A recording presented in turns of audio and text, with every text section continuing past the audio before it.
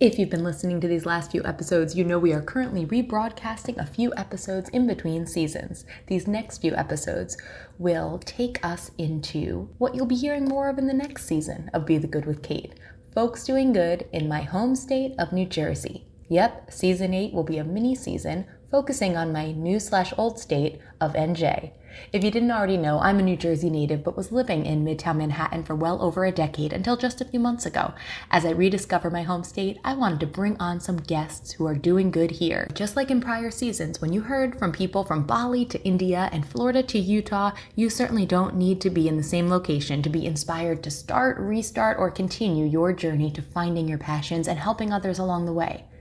Today you hear 2 episodes from prior seasons that happen to feature New Jersey residents, Dr. Jillian Velmer, which was episode 43, and Heidi Saldana, episode 15. Be the Good is all about people doing good in the world while following their passions. Good for their own souls and for others. I'm Kate Chericello, and welcome to today's episode. So my parents had received a copy of the Princeton magazine over the holidays as they are in New Jersey. And when I was home, I was looking through it and I came across a feature on an organization called Sing Aphasia. Aphasia is a language disorder that can occur after a brain injury, often stroke. And I'm going to let my guest today tell us more about aphasia and how she's bringing together people dealing with communication disorders through music and community. So it's my pleasure to have the founder and director of Sing Aphasia and speech language pathologist, Dr. Jillian Velmer, here today on Be the Good. Jillian, thanks so much for being here. Hi, thank you so much for having me. I'm so excited to be here. Oh, I am so excited to have you here. So first, just tell me more about who you are and what you do in your own words. Yeah, so my name is Jillian Velmer, and I started out as a music major and vocal performer. Always thought I would teach music. And then somewhere along, my path, I was introduced to the field of speech language pathology.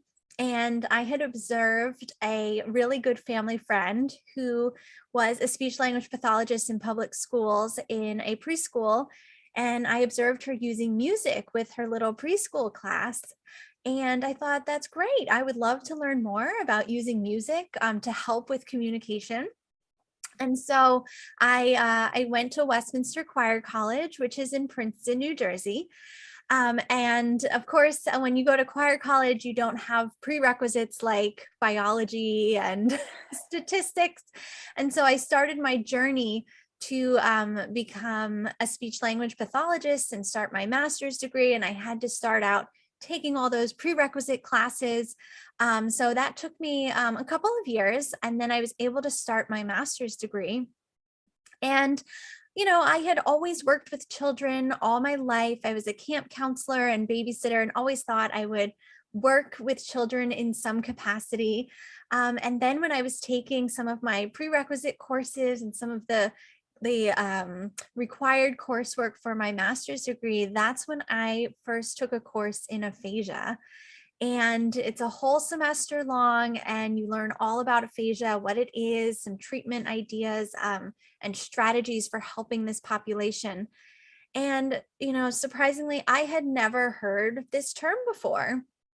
But as I started learning more about aphasia, it's actually not very surprising at all, because through some research with the National Aphasia Association, it's like a statistic, like less than 90% of the general population has heard this term before.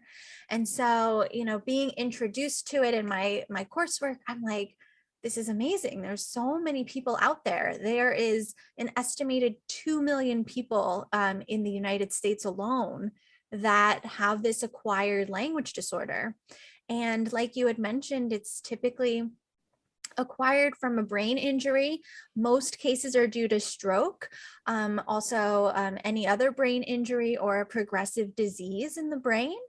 And so aphasia is a language disorder that can come from that. So a lot of times people have difficulty with speaking, reading and writing when they have aphasia, but their intelligence is still intact. And so if you think, it can be a really devastating diagnosis to get if you think about your communication and the way you interact with people is just completely changed after your injury or your stroke. And I was just so fascinated by this and wondered, can I use music to help them? And through my research, I found that a lot of times people who have had strokes and have difficulty speaking, it's actually, or it can be easier for them to sing. And, not going into all of the details about the brain and the anatomy, but typically if someone has a stroke on the left side of the brain, that's where the speech and language centers are located. So if the stroke occurs on the left side of the brain, typically they may have aphasia. And everyone is so different. Everyone's stroke is different.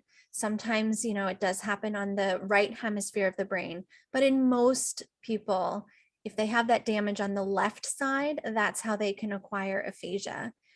And it's usually thought of, the right side of the brain is usually thought of as the more artistic side. Like, there's music and art and creativity there.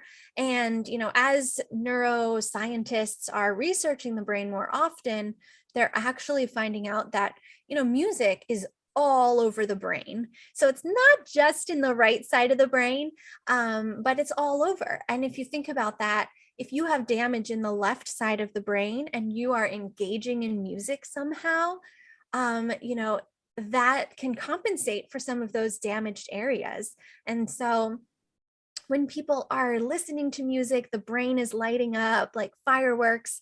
And, it's even better when people are making music and engaging in it. So not just listening to music, but when they're singing music or playing instruments, it really is so great for the brain. There's like so many, the happy hormones that go into it when you are engaging in a musical activity. And I tell my members of the choir all the time that, it's like a natural therapy, right? It's just like a natural happy hormones, you don't have to take any medication. You just have to have fun and enjoy yourselves. And so I really, started looking into that more and thinking, well, singing is so great. And there's speech language strategies and methods. There's one that's called melodic intonation therapy that was developed by a speech language pathologist in the 70s. And, that involves melody and intonation and rhythm, but it's an individual thing. And so what I'd love to tell you more about now is like, if you think about if you're unable to communicate the way that you were used to, it can be very isolating. And so people with aphasia might feel more isolated or depressed or lonely, and they don't have the same, social experiences like they used to. There's also sometimes when there's a stroke or brain injury on the left side of the brain, there might be some right-sided weakness or paralysis. And so that can really affect someone too. They might not be able to drive anymore. A lot of people are right-handed, so they have to relearn how to write with their left hand. And so, it can be a very isolating disorder. And all of that to say, this technique, melodic intonation therapy, has its benefits, but it is a one-on-one strategy, one-on-one method that people use with their therapists. And I thought, that's cool, but what about singing? Singing is at the core of my life. I grew up in my church choir and the high school choirs, and then I went to choir college. So all my life I've been involved in choirs, and I thought, let me really look into singing in a choir for people with aphasia. And at the time of my master's research, I really only found a handful of choirs in the United States. And I found some other choirs over in Europe and some other countries. But really, it was just emerging then. And this is almost 10 years ago. It was just emerging. And I did my master's thesis on aphasia choirs around the world. And what are some songs they sing? How many people participate? I wanted to learn more about them because, choir is great. And a lot of people love singing in choirs and singing in their communities and churches and schools. But, there is something different about singing in an aphasia choir. And I really wanted to learn more about that. So with the help of my mentors that had some of their own aphasia choirs, I was really able to learn more about them and how they work and why they work. And there's still, there's ongoing research now about the benefits of singing in a choir for this population. Personally, it's being in a choir myself. I know that, when you feel like you are connected to these people, you belong somewhere, you have that sense of belonging with others, which is so important for people with aphasia. And, aphasia doesn't only affect one person, it affects the entire family. It affects their social connections, their friends, their jobs.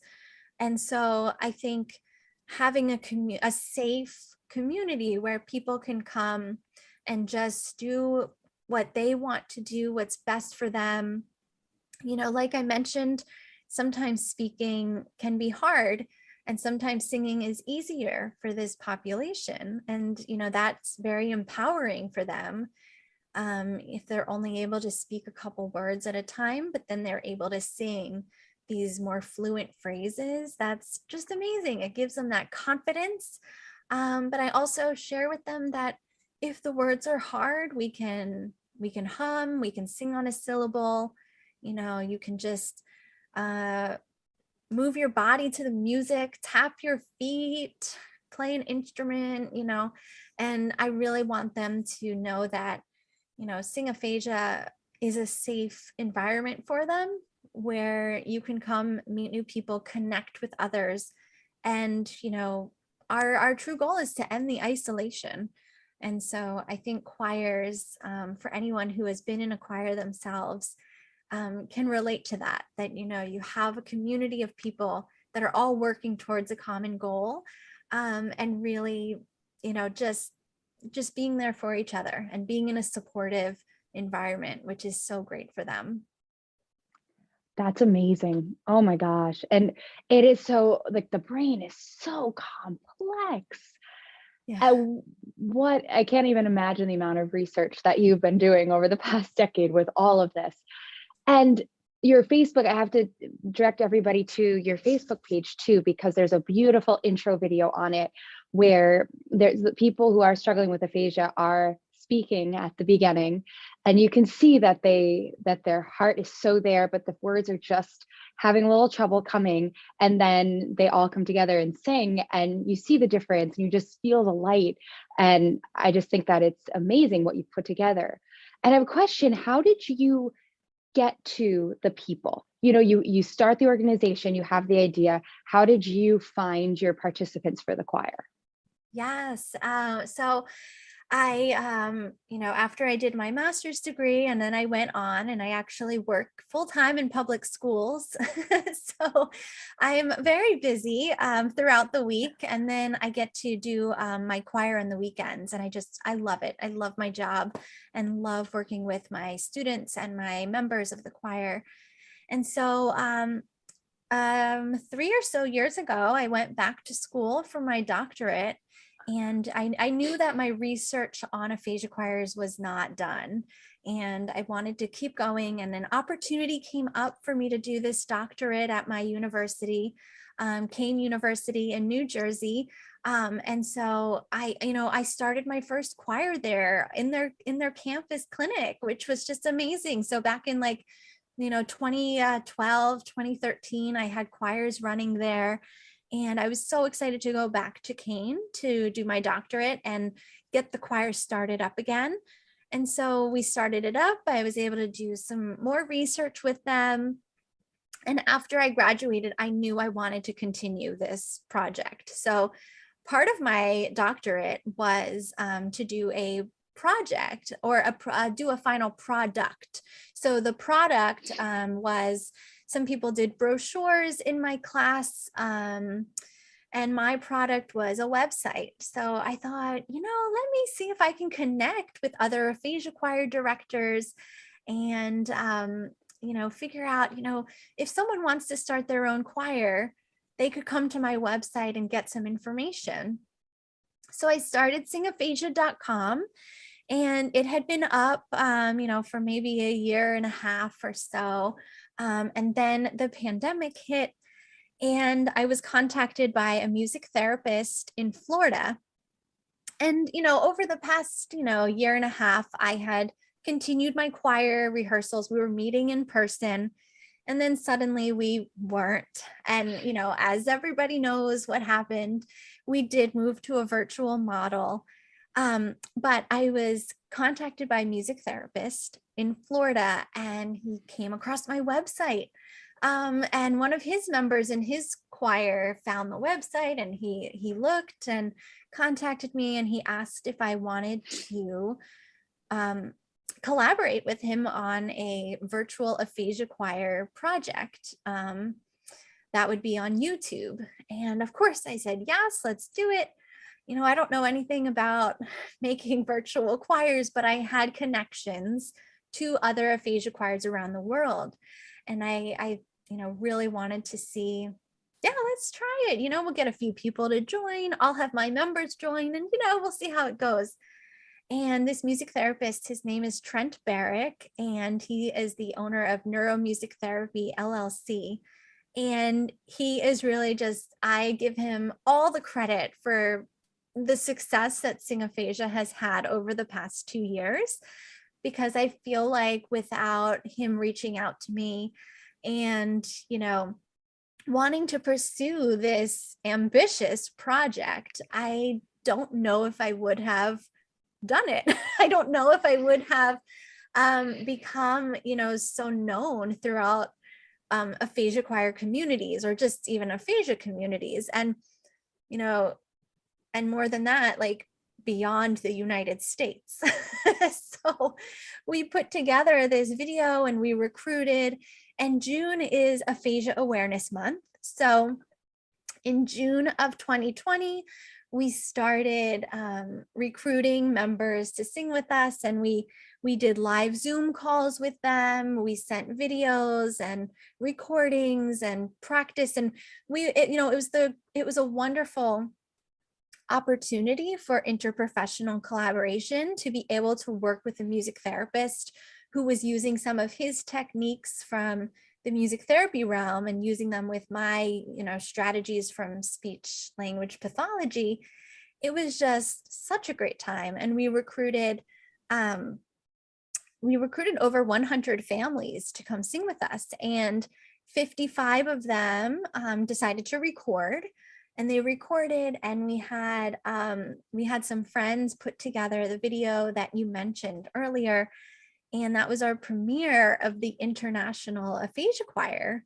And so we're currently in production of our second video. And it has just, it really changed my life, to have Trent, with his idea. It just changed my life, because from that, I was connecting with people from England and New Zealand and Argentina and Hungary and Singapore.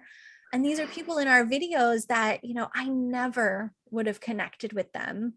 And from then on, I decided, Sing Aphasia is out in the world now, and people know about us. And we decided to pursue nonprofit status.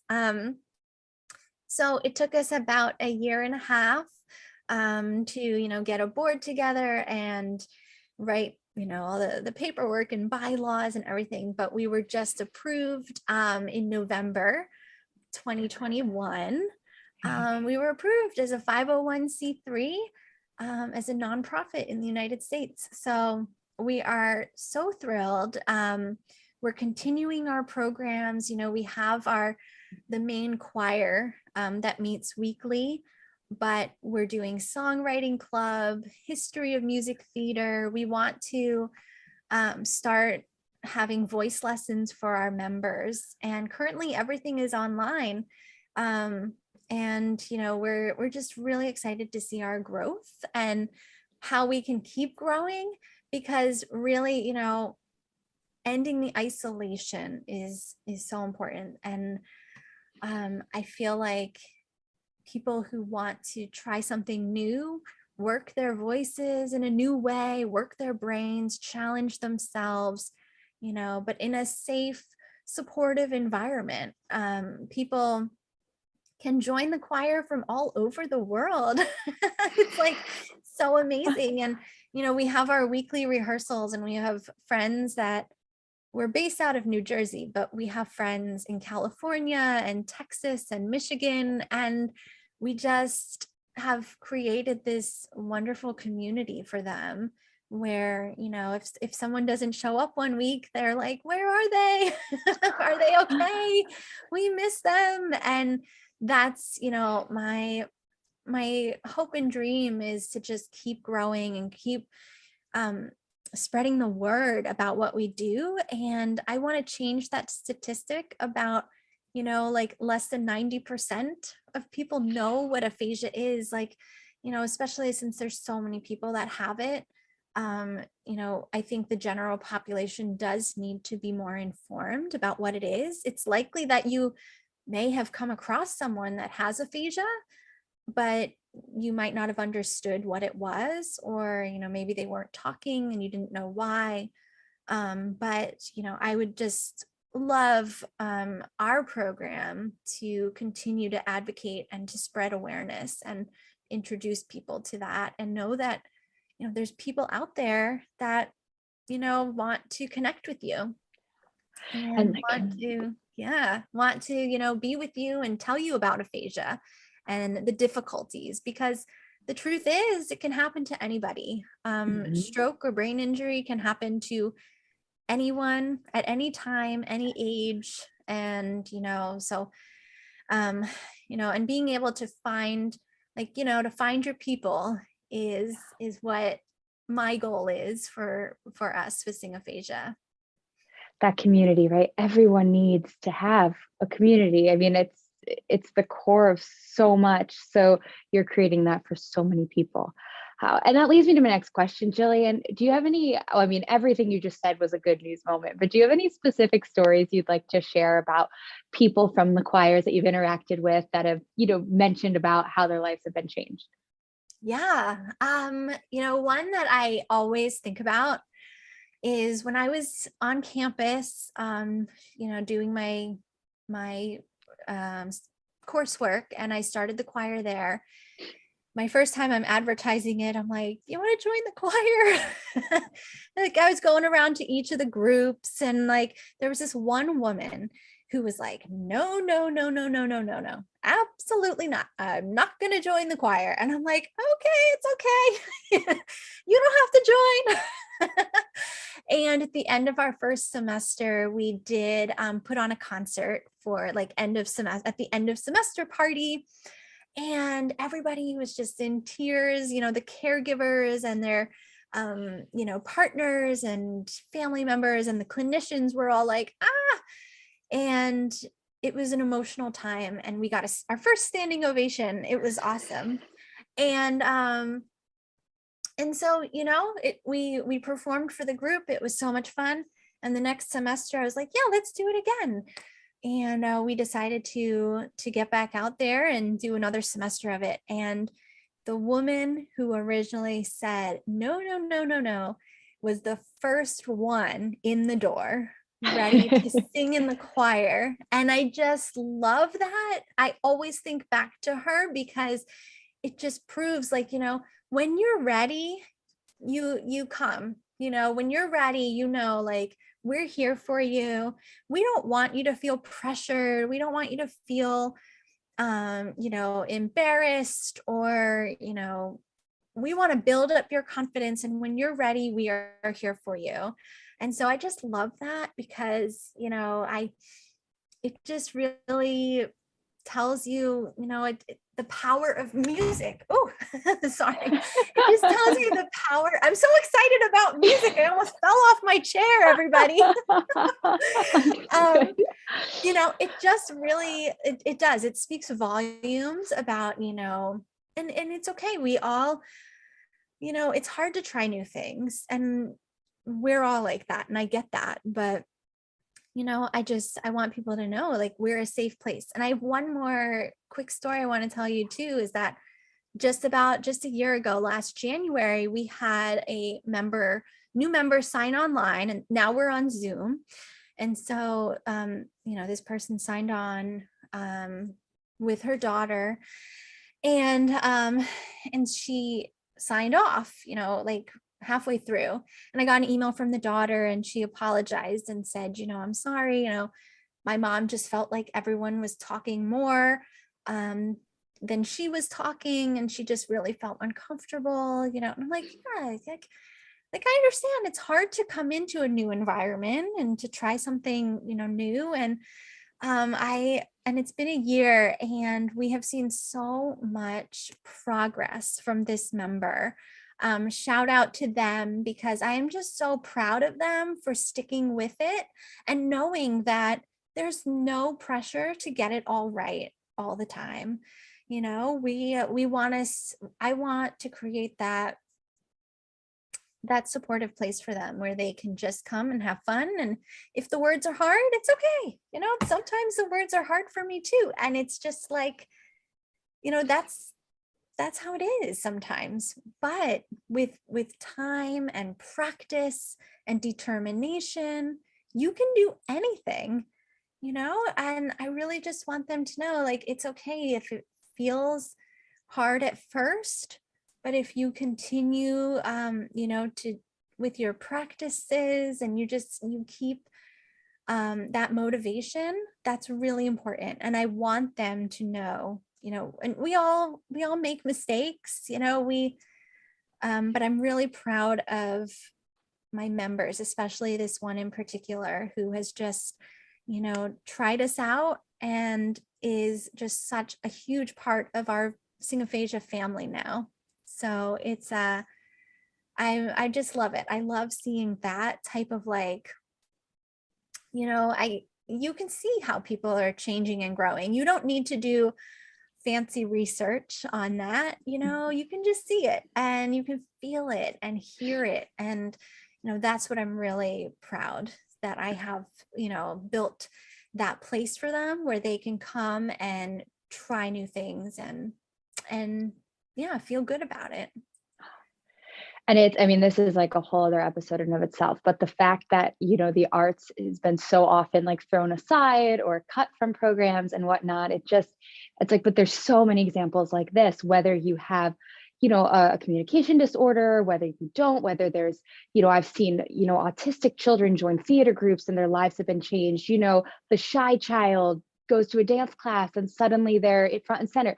I mean, there's so many examples of how the arts can shape and change someone's life so much for the better. I mean, even just from the standpoint of how you present yourself in life, I mean, it does so much for confidence. So, and I can see your passion for it too. I mean, it is so apparent. I love it.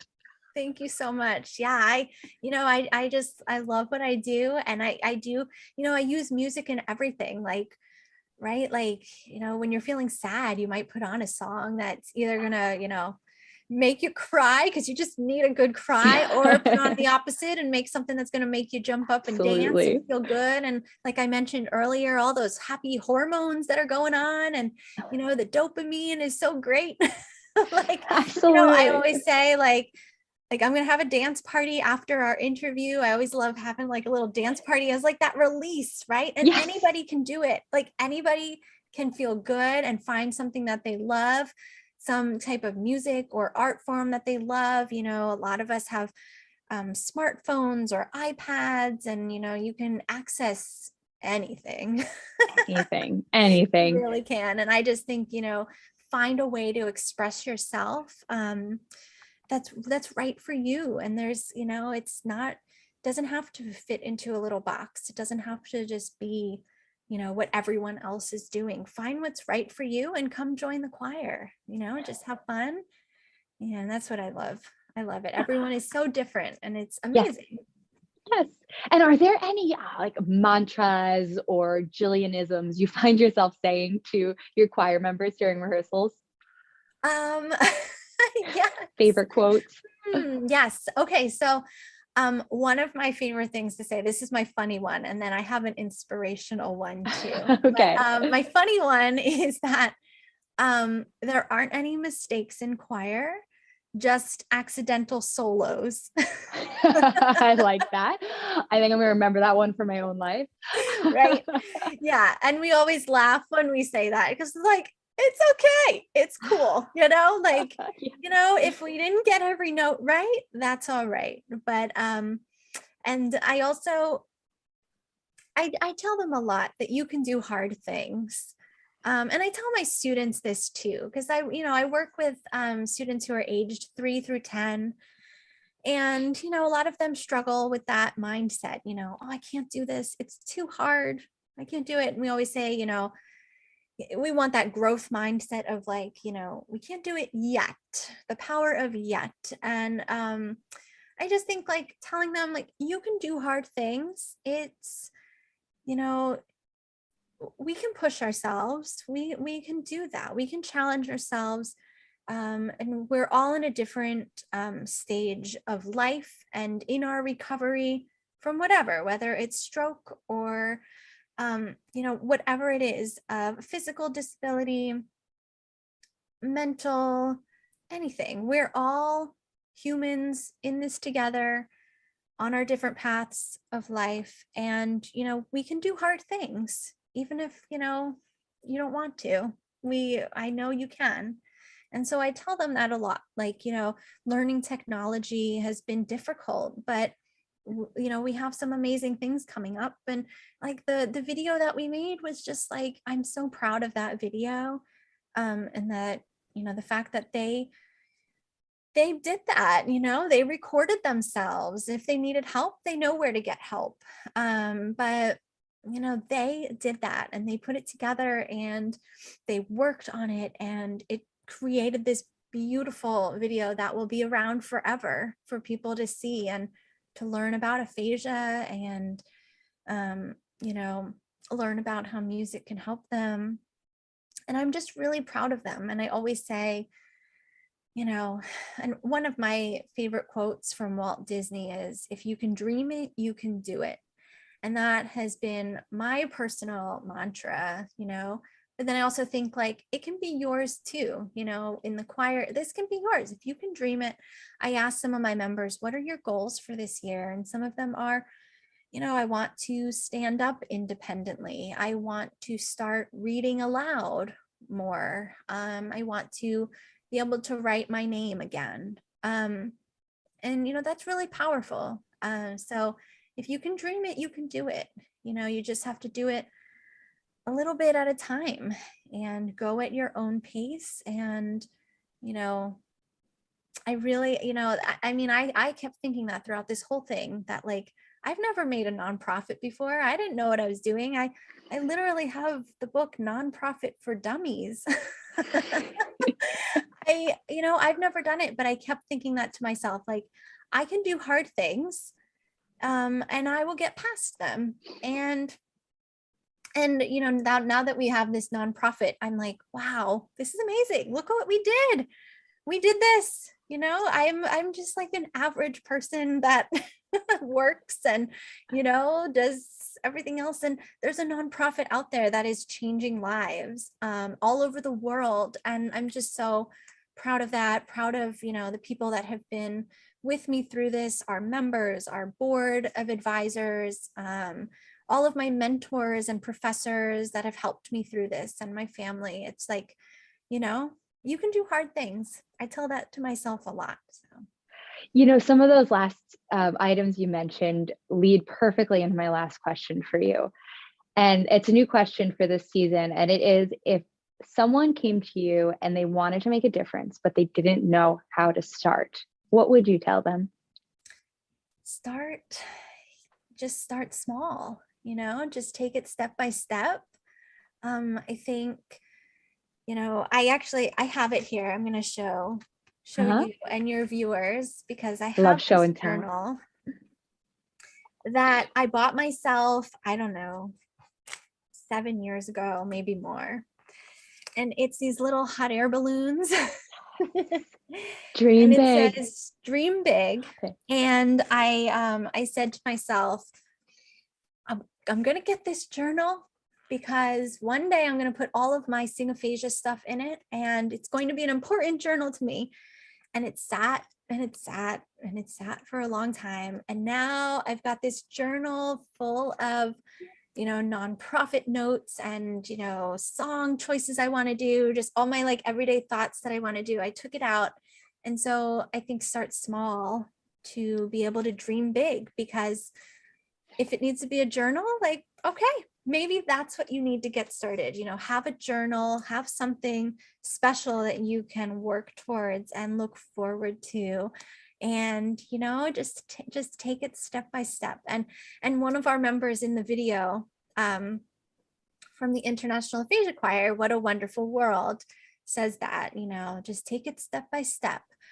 And I think that's how you get started. It's just put that thought down on paper somewhere, find your special journal, and if you can dream it, you can do it. I love that so much, Jillian. Oh, tell everybody where we can find you online, please. Yes, so we are on Facebook, Sing Aphasia, and we're on Instagram too. We are on Twitter, but I'm not as active on Twitter. So Facebook and Instagram at Sing Aphasia. We are also currently updating our website, and that is singaphasia.com. And we hope to be opening up some new forums for people who are interested in starting their own aphasia choir. Which I would love to talk to you about. So if you have a community or you're thinking about starting a choir of your own, I would love to help you get your choir started. I just think that there should be a choir in every town, every city, every community for this population. It's a really special place to be. So we're hoping to get some more forums up, more information about how to start your choir. Some song lists will be up there, as well as some forums for people who are in aphasia choirs. So people who want to join a choir themselves or want to learn more about the benefits of being in a choir. I think, we're on singaphasia.com as well. So yeah, we're really excited to see how we keep growing and keep expanding our community and ending that isolation. And I'm just so excited to be here today and talk to you, Kate. I was just so honored that, you reached out to me and was, willing to have me on, because I love what I do and love the people I get to work with. It's very special. I'm Kate Chericello, and welcome to today's episode. Let's spread a little more goodness in the world. Today's guest is Heidi Saldana. I'm so excited she's with us today. I have known Heidi since, Heidi, what year did you join Skip? Oh, I was 5. So I was born in 1995. 1995?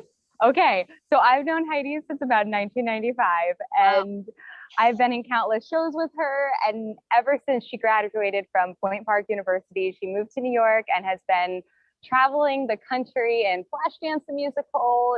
She was in Matilda the musical, and she's done many other shows since. And now Heidi is an Egoscue certified postural alignment specialist, and she's going to talk to us today about that. Heidi, thank you so much for being here. Thank you, Katie, for having me. So the first question, nice and easy. Who are you and what do you do in your own words? So before I got married, my last name was Freeze. So if people don't know the name Saldana, they would maybe remember me as Freeze. So like you said, I was a performer. And then when COVID happened and no one was performing, I took that time to really come to terms with how much pain I was in, like how much physical pain I was in. And I had someone who had used this method called Egoscue recommend it to me, saying she had been in multiple car accidents and she was like, couldn't get out of bed. She was only in her mid-30s. And she said that it absolutely changed her life. And so I looked into it and I saw that it was really big in NFL and the MLB, pro golf, tennis, kind of in the pro sports world, as well as helping people like just your everyday person who's had a lot of back pain or whatnot. But that kind of sparked my interest because I now was looking at it as like, oh, this is something that not only people who sit at a desk and have pain are looking toward, it's something that pro athletes are looking toward as a way to extend their careers and help with injuries and pain. So the more I looked into it, the more I thought, well, like so many other performers, I've tried literally everything else, like the dry needling, the acupuncture, all the massage, physical therapy, every version of everything you can think of. And chiropractic too, while I always felt better with those things, I never really fully feel like I ever fully recovered. And then you do another show and then you get another injury and then it piles on from that one. And so it kind of just felt like it got away from me. And it was hard in the pandemic to keep going to the chiropractor, obviously, because everything shut down. So I said, well, I need to fix this and I need something that I can do at home that I don't have to depend on experts outside of my house to be able to help. So that's kind of where it kickstarted. And I started doing the method just by the book that the creator had written called Pain Free. And I started trying that and I started seeing some relief, so much so that I ended up diving in and deciding that I was going to become a specialist myself, because I realized after some research, no one has introduced this to the dance world. And if the NFL players are using it, and all these pro sport people are finding such great success, of course it's going to be beneficial for dancers and for people who are absolute athletes and use their body in incredible ways. So that was my journey, which started as fixing my own pain, which ended up being something that I thought I really wanted to bring to others because it was helping me so much. Wonderful. What a journey there. And talk about taking your health into your own hands instead of just living with that pain. And Heidi, now that you are certified, then what does your day-to-day look like? Are you still on Zoom fully with clients now? Are you seeing people in person? Tell us a little more about the current. So luckily, the method has been around for 30 years. And so in the past 10 years, they figured out a way to make it completely digital. So it was already set up to be completely doable by Zoom or they didn't put that like FaceTime or Uvu. Do you remember Uvu? I don't think so. Is it like Skype? Yeah. Okay. Anyway, by any of those video chatting. And so because there's a software and there's also an app, it really wasn't a hard transition to go from in-person therapy to digital. So I took the route of being purely digital. If there's someone in my area, like, of course, it's so fun to be in person. As you know, as a trainer, like you get to be there with them and feel their energy and see their smile in person when they're accomplishing something. But I found that as people scattered outside of the city amidst the pandemic, that I was still able to connect with everyone and didn't have to be just in my New York bubble of who I could help. Wonderful. And you mentioned about how your world has been different since COVID and because of COVID. Is there anything that you can't wait to get back to in kind of a normal or back to something that was before that isn't now? Or is there anything that because of COVID has changed for the better for you that you are happy to keep going moving forward? Yeah, changed for the, well, I would have probably never found this had COVID not happened, because I would have just continued with the rat race and the pushing through the pain and the go to that audition and be like peeking in the window saying, which leg? Is it going to be left or right? Like, which leg do I warm up? Because I may not be able to dance for 6 months if I don't warm up the right leg. I had constant hamstring pulls and just all those things that are always scary when you're walking into a blind audition of like, I don't really know what they're going to ask me to do.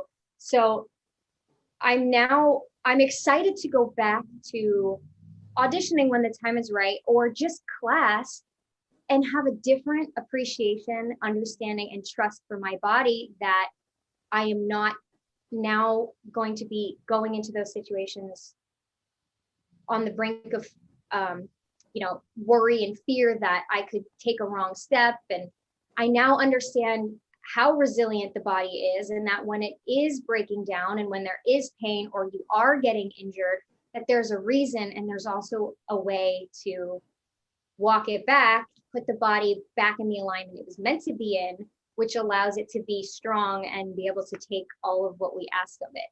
So I am excited to now, after doing about a year of this method and seeing my body change, I'm excited to go back to class and, just like feel the differences. And I'll be able to enjoy dance more, because I was always worried that I was one step away from a career-ending injury. So you're kind of like, I want to go full out because I love this song and I know I'm in class and I should, but hold off just a little bit because I don't trust that hamstring today. So Absolutely. And Heidi, you are obviously in a profession right now of all just helping people and just good news. Speaking of the whole theme of this, are there any specific, I know that your own experience, that's already a fantastic story of good news with this method. Are there any other stories you'd like to share about clients of yours or those you've read about in your training of finding this relief, success, better, alignment, all of it through your time? yeah, so one of my old castmates in Matilda, one of the dance captains, she started just like a casual Zoom ballet when the pandemic happened. And so it was ballet bar for 3 times a week. And we thought it would be, a week of lockdown. And here we are a year later, still doing Zoom ballet. But it built this community of dancers who were also trying to take the situation in their own hands and do as much as they could in their bedroom, surrounded by whatever they were trying not to kick. And so I was able to have that group of people kind of walk through the journey with me. So I was in school when we started, and then I finished, and then, I kind of said, does anyone want to try this? And so they were kind of like my test group, and I started working with these dancers and performers who are just trying to stay fit and stay, like moving and artistic for as much as they could.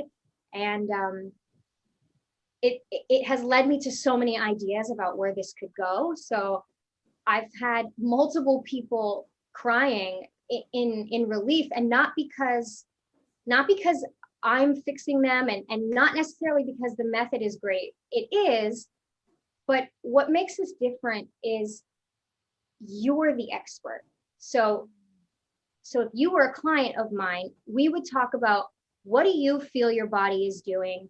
And what stretches do you like? Or what makes you wince when you see choreography because you don't trust that part of your body? And so with the client being the expert, it puts the ability for you to heal yourself and understand your body in your hands. So you're not going to a foot expert who's telling you what's wrong, but that's really it. Is they'll tell you what's wrong, but it's not really a conversation in my experience. It's the expert telling you you're the patient. Where this is, you're the expert, and I'm just helping you decode what your body is saying. And what's amazing is, like I said, it puts the power back in the client's hand, because my goal is for you not to need me.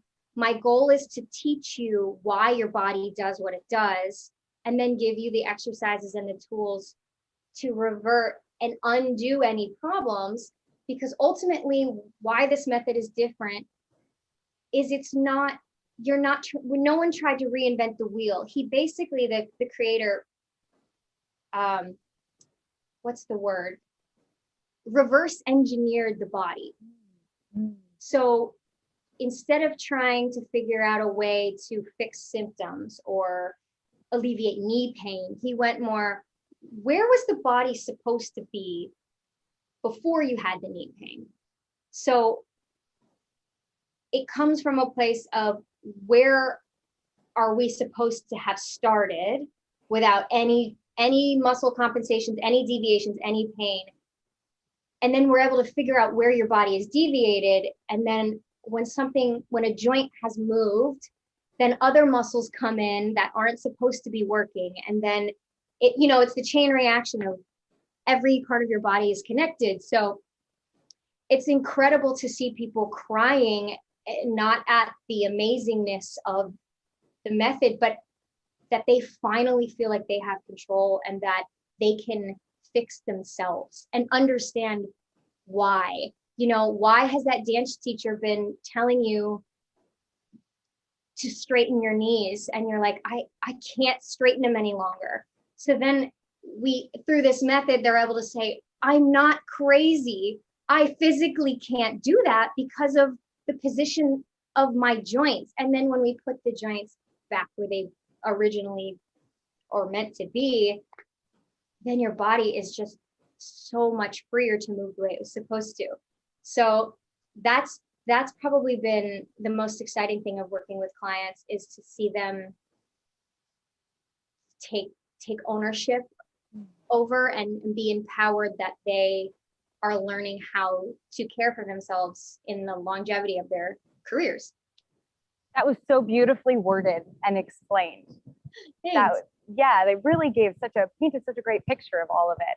And Heidi, last question, is there any mantra you find yourself telling yourself or your clients, or any quote that you love that you'd like to leave us with? Mantra.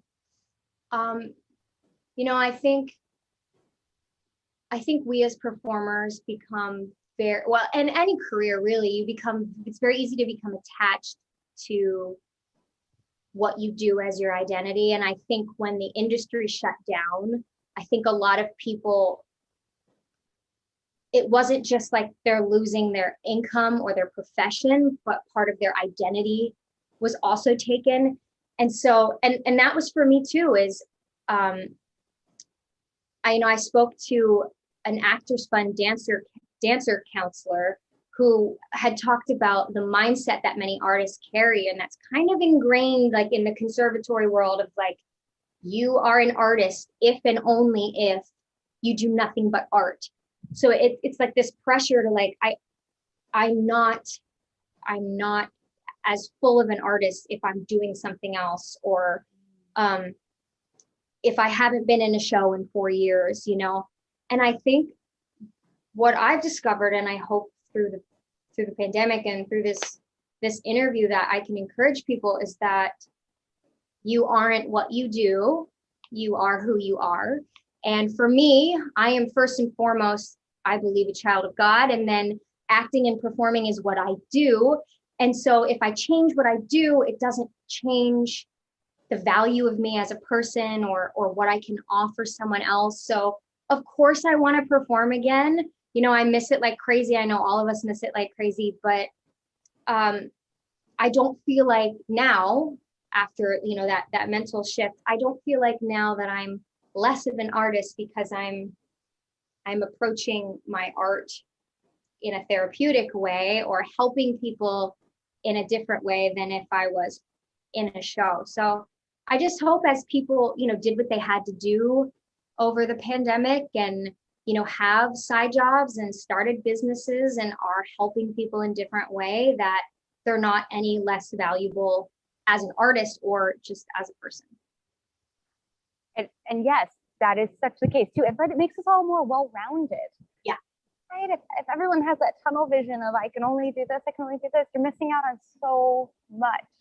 So that has been a positive in this very sad time too, of people finding those different loves, passions, necessities, whatever it is. And I'm so glad you found this entire career path as well. Yeah. Heidi, tell everybody where we can find you online. So if you go to www.painfreewithheidi.com, you can find me there, and I have a complimentary consultation that if you want to sign up to just talk and see if it's right for you. And yeah, I specialize in performers and dancers because that's what I do, but obviously, like I said, the method is for everyone. And if you're a human being, it's about the human body. And so it'll work for you. Yes. Great. I mean, as a trainer, I can tell you there's so many people where it's those root causes that need to be fixed before you can do anything else. For sure. This is so needed. And yes, a lot of doctors, unfortunately, give more Band-Aids than getting to the root of it. Thanks so much for listening to Be the Good with Kate Chericello. Whether you're listening on YouTube or via podcast, it would mean the world if you liked, subscribed, and or left a review. You heard about the good? Now go out and be the good in your life this week. If you have stories of good news that need to be shared, please send me a message. Thanks again and have a great week.